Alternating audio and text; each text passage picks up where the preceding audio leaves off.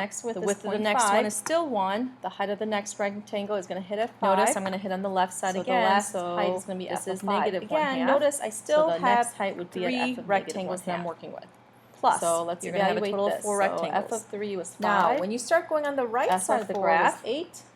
This and is f 1/2 of 5, here, if I this is plug 0. in 15 minus 4 is In 11. order to be So I inscribed, have 13 notice plus 11, if you hit which it is going to on be 24. the left side at 0, you're So going to that go would be over. called So this time, you're going to actually this hit is it an at 1/2. overestimate. So for And this the reason particular is because case, this curve this would starts be an upper increasing sum, then decreasing, and we're so using that's why you have to circumscribed change which rectangles. side to hit it. So your inscribed might not always necessarily be the left side or the right side. So the width is still 0.5, and the height of that is f of 1/2. The next one would be 0.5, f of 1. And if you punch this out, your inscribed area should be 0.75. Okay?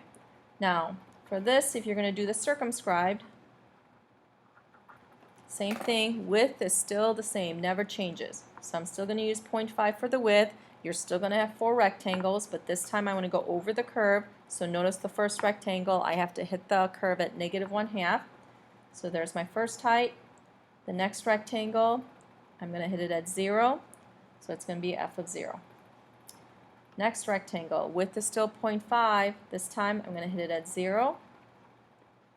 Last rectangle, I'm going to hit it at 0.5.